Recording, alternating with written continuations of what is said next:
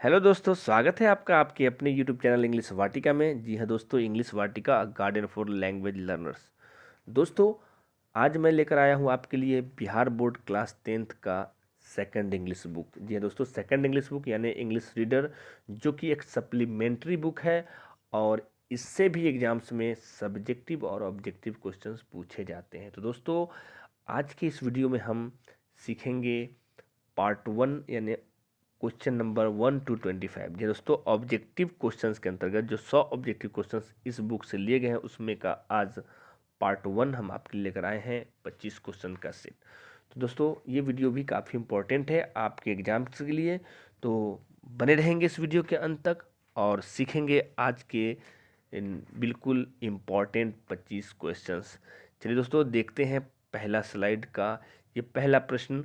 और पहला प्रश्न लिया गया है आपके इंग्लिश रीडर के फर्स्ट चैप्टर से, जो कि एक स्टोरी है January night.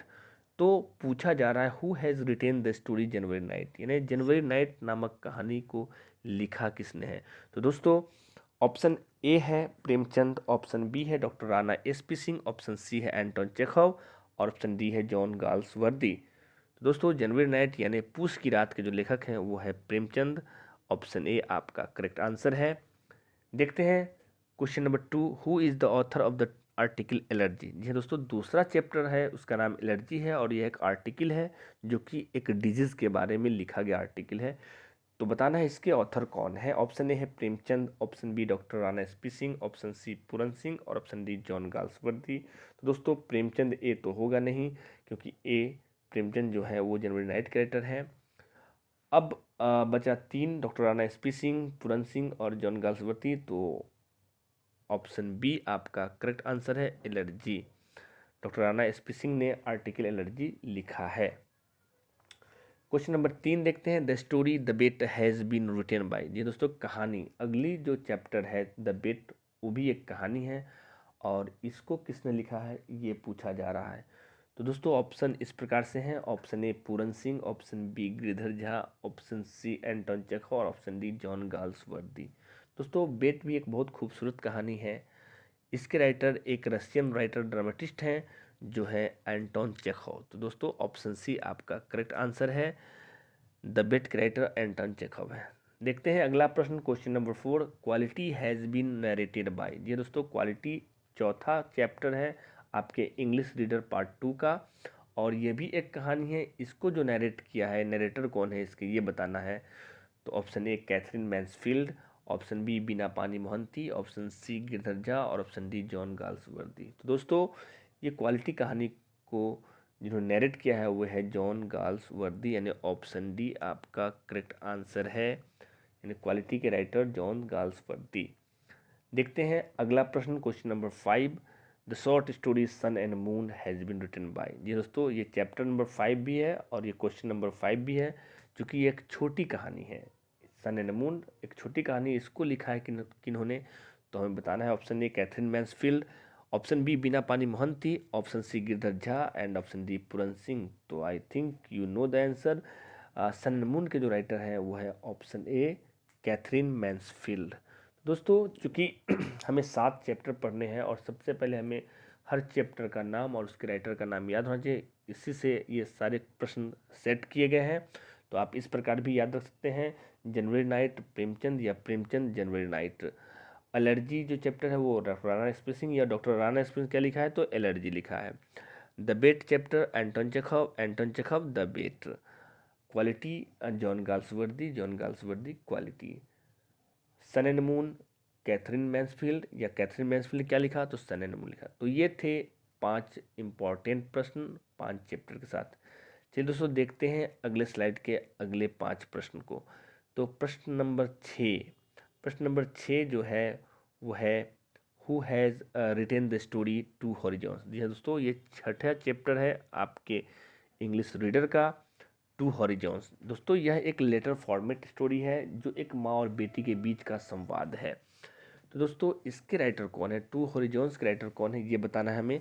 Option A Katherine Mansfield, ये तो होंगी नहीं क्योंकि उन्होंने सन एंड मून लिखा है। बीना पानी मोहंती, ऑप्शन सी गिरधर झा और ऑप्शन डी पूरन सिंह। तो दोस्तों, टू हॉरिजॉन्स जो स्टोरी है उसके राइटर हैं बीना पानी मोहंती यानी ऑप्शन बी आपका करेक्ट आंसर है।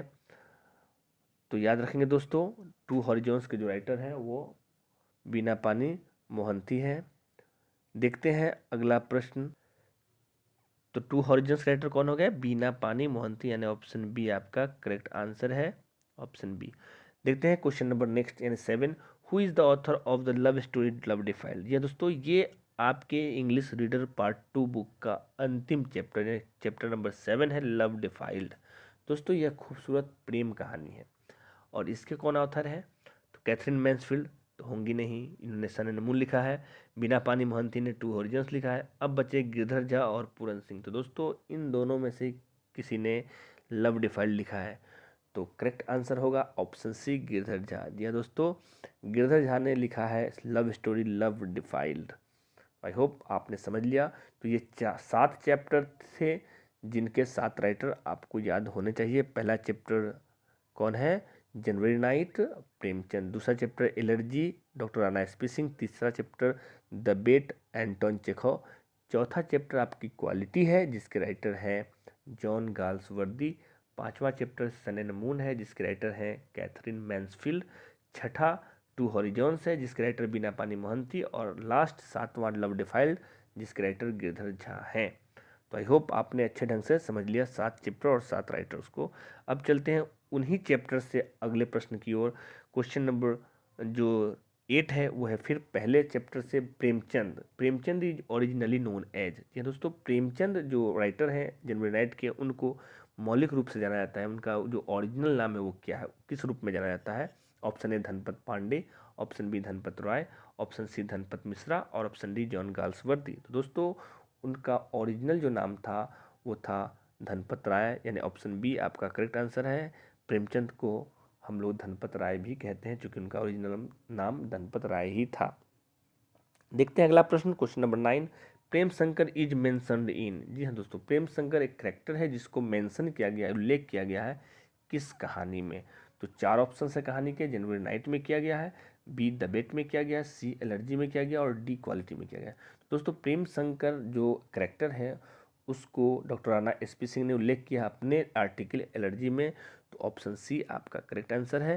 क्वेश्चन नंबर 9 के लिए option C allergy correct answer है।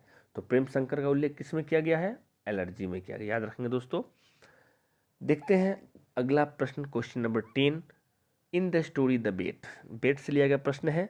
कहानी बेट में what was the weather like on the day the banker went to kill the lawyer. जी दोस्तों, कैसा मौसम था उस दिन जिस दिन बैंकर मारने गया था, किल करने गया था किसको? लॉयर को, यानी वकील को। तो दोस्तों ऑप्शन ए है इट वाज रेनिंग, वर्षा हो रही थी, एंड वेरी कोल्ड और बहुत ठंड थी। ऑप्शन बी है it was sunny and very hot, वर्षा हो रही थी, सॉरी इट वाज सनी, धूप वाला मौसम था और बहुत गर्म था। Option C both A and B, option D none of this. दोस्तों एक साथ न वर्षा होगी न धूप होगा, न ठंड होगा न गर्मी होगी, तो ऑप्शन सी तो होगा ही नहीं। अब ऑप्शन ए आपका करेक्ट है, क्योंकि उस दिन जिस दिन बैंकर लॉयर को मारने के लिए गया था उस दिन वर्षा भी हो रही थी और बहुत ठंड भी थी। तो ऑप्शन ए आपका करेक्ट आंसर है। तो ये थे सेकंड स्लाइड के 5 प्रश्न। I hope you got it very well and I hope very good to you. So दोस्तों चलिए देर न करते हुए देखते हैं अगले स्लाइड के अगले प्रश्न, क्वेश्चन नंबर 11। क्वेश्चन नंबर 11 क्या कह रहा है इसको देखने वाले हम लोग। क्वालिटी, क्वालिटी से लिया गया प्रश्न है। Quality is a story about, quality कहानी किसके विषय में है दोस्तों, बताना है हमें ये।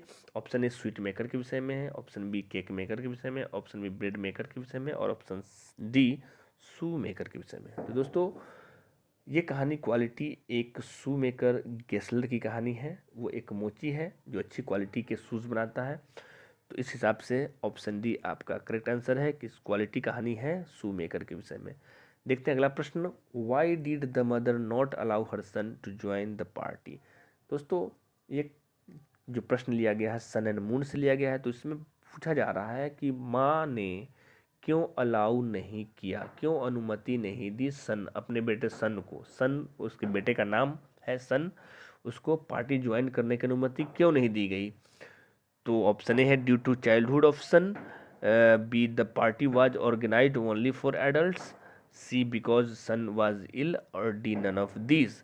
दोस्तों, क्या सन सन के बचपना के कारण नहीं दिया गया अनुमति, या वो पार्टी ऑर्गेनाइज की गई थी केवल अडल्ट्स के लिए, बड़ों के लिए इसलिए नहीं दी गई, या सी क्योंकि सन बहुत बीमार था, या डी नन ऑफ दीज। तो दोस्तों, चूंकि सन एंड मून के घर में एक पार्टी ऑर्गेनाइज की जाती है जो स्पेशली डिज़ाइन की जाती है किसके लिए, अडल्ट्स के लिए, बड़ों के लिए, इसलिए सन की मम्मी सन को उस पार्टी को ज्वाइन करने की अनुमति नहीं देती है। तो आई होप आपने समझ लिया कि आंसर कौन सा ऑप्शन होगा।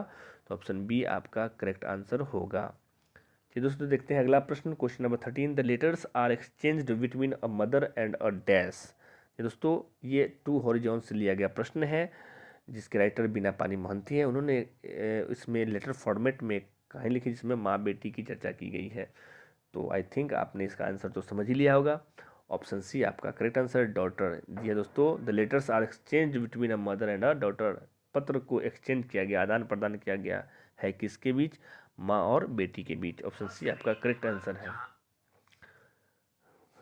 Love defiled, question number next 14। Love defiled is a story about the relationship of the narrator with his dash. दोस्तों, कहानी लव डिफाइल्ड जो है वो किस नरेटर के रिलेशनशिप को किसके साथ दर्शाता है। दोस्तों, उस कहानी के जो नरेटर हैं गिरधर झा, उन्होंने अपनी लाइफ की स्टोरी लव डिफाइल्ड लिखी है, एक प्रेम स्टोरी लिखी है। तो उसमें उनका जो रिलेशनशिप दर्शाया जाता है किसके साथ दर्शाया जाता है। ऑप्शन ए उनके भाई के साथ बताया गया है, ऑप्शन बी उनके गर्लफ्रेंड के साथ बताया गया है, ऑप्शन सी उनकी बहन यानी सिस्टर के साथ दर्शाया गया है, या ऑप्शन डी कजन के साथ। दोस्तों, ऑप्शन बी आपका करेक्ट आंसर होगा, गर्लफ्रेंड के साथ। तो नरेटर का जो रिलेशनशिप होता है वो गर्लफ्रेंड के साथ होता है, उसकी गर्लफ्रेंड के साथ होता है। देखते हैं अगला प्रश्न, question number 15। Which of the following work of Premchand was banned by the British government. जी हाँ दोस्तों, प्रेमचंद जो राइटर है जनवरी नाइट के, उन्होंने बहुत सारे और भी कहानियाँ, उपन्यास, किताबें लिखी हैं। तो उनमें से किस किताब को, किस वर्क को ब्रिटिश गवर्नमेंट ने बैन कर दिया था, उसको मतलब अलाउ नहीं किया था। तो ऑप्शन ए है गोदान, ऑप्शन बी है निर्मला, ऑप्शन सी सोजे वतन, और option D none of these. दोस्तों, वो बुक थी सोजे वतन, जिसको ब्रिटिश गवर्नमेंट ने बैन कर दिया था प्रेमचंद के। तो ऑप्शन सी आपका करेक्ट आंसर है। तो ये थे इस स्लाइड के 5 प्रश्न। आई होप आपने अच्छे ढंग से समझ लिया। क्वालिटी किसके बारे में है, तो शूमेकर के बारे में है। सन को क्यों नहीं अलाउ किया गया पार्टी ज्वाइन करने, क्योंकि पार्टी बड़ों के लिए थी। और लेटर, ये एक्सचेंज किसके लेटर में किसका एक्सचेंज किया गया है, तो मदर और डॉटर को। उसके बाद लव डिफाइल्ड में जो रिलेशनशिप बताने लेटर किससे था, तो उसकी गर्लफ्रेंड से था। और ऑप्शन डी किस बुक को बैन किया गया था प्रेमचंद के, तो सोजे वतन को। आई होप आपने अच्छे ढंग से इसको समझ लिया है। चलिए देखते हैं अगला स्लाइड के अगले प्रश्न को। और प्रश्न जो है क्वेश्चन नंबर 16 है, जो कि लिया गया जनवरी नाइट से है। Munni and Halku wanted to pay the landlord after the dash season. ये दोस्तों, मुन्नी और हल्कू जनवरी नाइट के 2 इम्पॉर्टेंट कैरेक्टर हैं। और उसमें वो चाहते थे, उस कहानी में चाहते थे लैंडलॉर्ड को पे करना, लैंडलॉर्ड को चुकाना, पैसे चुकाना आफ्टर द डैश सीजन। किस सीजन के बाद दोस्तों, हार्वेस्टिंग, फसल कटने वाले मौसम के बाद, या मानसून मौसम के बाद, या समर मौसम के बाद, या विंटर सीजन के बाद। तो दोस्तों, चूंकि वो गरीब थे, फसल पे डिपेंड थे मुन्नी और हल्कू, तो फसल कटने के बाद उनके पास पैसे आते बेचने के बाद, तो वो सोच रहे थे कि लैंडलॉर्ड को उसके बाद चुका देंगे। तो सही आंसर इसका होगा ऑप्शन ए, हार्वेस्टिंग। ये दोस्तों, हार्वेस्टिंग के बाद मुन्नी और हल्कू लैंडलॉर्ड को पैसे चुकाने वाले थे। अगला प्रश्न देखते हैं, व्हाट इज एलर्जी। जी हाँ दोस्तों, सेकंड चैप्टर एलर्जी है, जिसको लिखा है डॉक्टर राणा एसपी सिंह ने। तो इसमें पूछा गया कि एलर्जी क्या होता है। तो पहला ऑप्शन है जेनेटिक डिजीज, क्या एक वंशानुगत रोग होता है। A malfunction of human immune system, क्या एक खराबी होती है मानव के प्रतिरोधी क्षमता में। या तीसरा ऑप्शन है a disease caused by pollution, pollution के द्वारा होने वाली एक बीमारी है। या इनमें से कोई नहीं। तो दोस्तों, एलर्जी क्या होती है, एलर्जी यानी प्रतिरोधिता क्या होती है, कि खराबी होती है हमारे मानव शरीर के इम्यून सिस्टम में खराबी होती है, उसी को बोलते हैं एलर्जी। तो ऑप्शन बी आपका करेक्ट आंसर है। आपको समझ में आ गया कि एलर्जी क्या है, तो आप लिख भी सकते हैं, allergy is a malfunction of human immune system.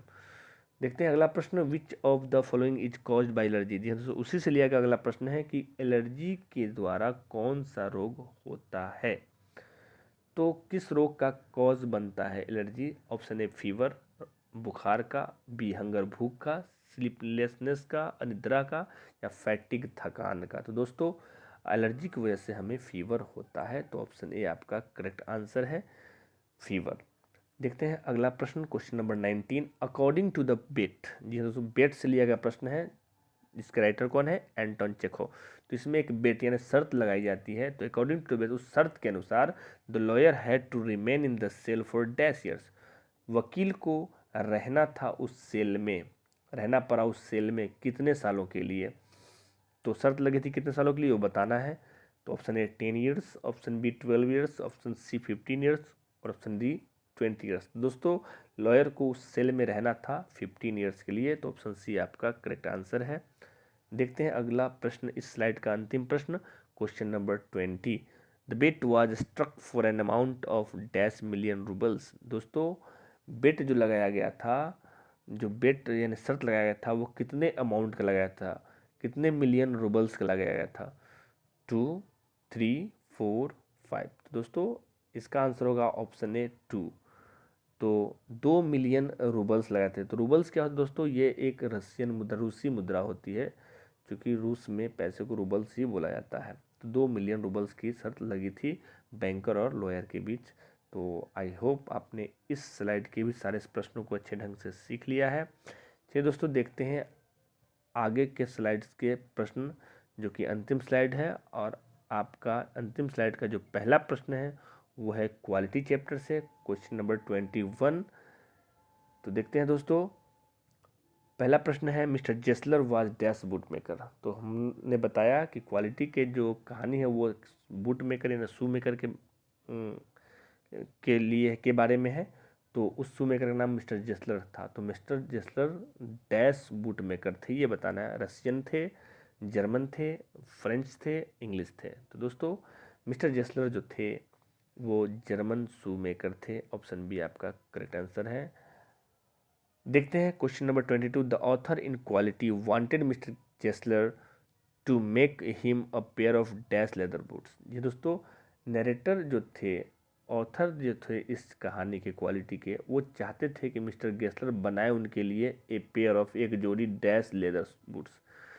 कैसा leather boots, Chinese leather boots बनाना था, जापानीज बनाना था, रशियन बनाना था, या इंडियन।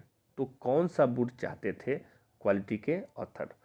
तो ऑप्शन सी आपका करेक्ट आंसर है, वो रशियन बूट्स चाहते थे, क्योंकि रशियन बूट काफ़ी टिकाऊ और मजबूत होती है, और वो मिस्टर गेस्लर इस बूट इस तरह के बूट बनाने में काफ़ी माहिर थे, एक आर्टिस्ट थे वो। तो सी आपका करेक्ट आंसर होगा। देखते हैं क्वेश्चन नंबर 23। कैथरीन मैन्सफील्ड, जी दोस्तों इन्होंने क्या लिखा है, कैथरीन मैन्सफील्ड ने लिखा है सन एंड मून। ये दोस्तों सन एंड मून जो कहानी है उसको लिखा कैथरीन मैन्सफील्ड ने। तो इस प्रश्न में पूछा जा रहा है कैथरीन मैन्सफील्ड ने फॉलो किया in the foot steps of dash, किसके फुट स्टेप्स को फॉलो किया है उन्होंने। फुट स्टेप कहने का मतलब पद चिन्ह, किनके पद चिन्ह पर वो चली हैं, कौन से राइटर जिनके पद चिन्ह को फॉलो किया है कैथरीन मैन्सफील्ड ने। Option A Leo Tolstoy, option B Jane Austen, option C T S. Eliot, और ऑप्शन डी एंटोन चेखोव। दोस्तों ये चारों इम्पॉर्टेंट ऑथर हैं अपने अपने ज़माने के। तो इनमें से किनके पद चिन्हों को फॉलो किया है कैथरीन मैन्सफील्ड ने। तो वो चूँकि एक शॉर्ट स्टोरी राइटर थी, ड्रामाटिस्ट थी, तो एंटोन चेखोव भी एक अच्छे ड्रामाटिस्ट हैं थे। तो इन्हीं के पद चिन्हों को फॉलो किया है कैथरीन मैन्सफील्ड ने। तो आपका आंसर होगा ऑप्शन डी एंटोन चेखोव। तो याद रखेंगे कैथरीन मैन्सफील्ड ने किसके फुट स्टेप्स को फॉलो किया, एंटोन चेखोव। देखते हैं सेकंड लास्ट क्वेश्चन है, क्वेश्चन नंबर 24। बीना पानी महंती जो कि राइटर है किसका, तो वो राइटर है टू हॉरिजॉन्स के। तो बीना पानी Mohanty is well known dash short story writer. तो बीना पानी विख्यात हैं किस प्रकार के लघु कहानी लेखिका के रूप में, आपको बताना। ऑप्शन ए बंगाली है, असमी शॉर्ट स्टोरी राइटर है, या उड़िया शॉर्ट स्टोरी राइटर है, या मराठी। तो दोस्तों ये उड़िया शॉर्ट स्टोरी राइटर है, ऑप्शन सी आपका करेक्ट आंसर है। बीना पानी Mohanty Odia short story writer हैं। देखते हैं अगला प्रश्न और आज की इस वीडियो का अंतिम प्रश्न, question number 25। The narrator promise to marry his girlfriend if he became. तो ये लव डिफाइल्ड से लिया गया प्रश्न है दोस्तों। तो इसमें पूछा जा रहा है कि नैरेटर ने प्रॉमिस किया शादी करने का अपनी गर्लफ्रेंड से कब, इफ़ ही बिकम, यदि वह बन जाए क्या, an IAS officer, a secretary, an engineer, a doctor. तो दोस्तों जब आप कहानी पढ़िए तो पता चलेगा, पहले ही पैराग्राफ में इसका आंसर आपका मिला हुआ है। तो मैं बता दूं आंसर, इसका आंसर होगा option A, an IAS officer. Letter ने अपने गर्लफ्रेंड से ये प्रॉमिस किया कि वो शादी करेगा उससे जब वो क्या बन जाएगा, एक IAS ऑफिसर बन जाता है। तो ये थे आज के वीडियो के 25 इम्पोर्टेंट क्वेश्चन, यानी पार्ट 1 के 25 इम्पोर्टेंट क्वेश्चन। आई होप आज के वीडियो में आपने सभी प्रश्नों को अच्छे से सीख लिया है और ये आपको याद भी रहने वाले हैं। चलिए फिर से एक बार हम लोग आईव्यू कर लेते हैं सारे आंसर्स को। 25 क्वेश्चंस के 25 आंसर को हम लोग आईव्यू कर ले रहे हैं। इसका स्क्रीनशॉट ले ले एज यूजुअल, और बार बार इस वीडियो को बढ़ाकर देखें ताकि प्रश्न आपके दिमाग में अच्छे ढंग से बैठ सके। तो दोस्तों ये आज के 25 प्रश्न थे। फिर मिलते हैं अगले वीडियो में अगले 25 प्रश्नों के साथ, जो कि काफ़ी इंपॉर्टेंट होंगे। तो continue to the next lecture, wait कीजिए अगले लेक्चर के लिए। और thanks for watching the video. अगर आपको वीडियो सचमुच में अच्छा लगा हो तो लाइक तो ज़रूर करें। अगर आप कोई कमेंट करना चाहते हो तो इनबॉक्स में कमेंट भी करें। Thanks for today, have a nice day, thank you.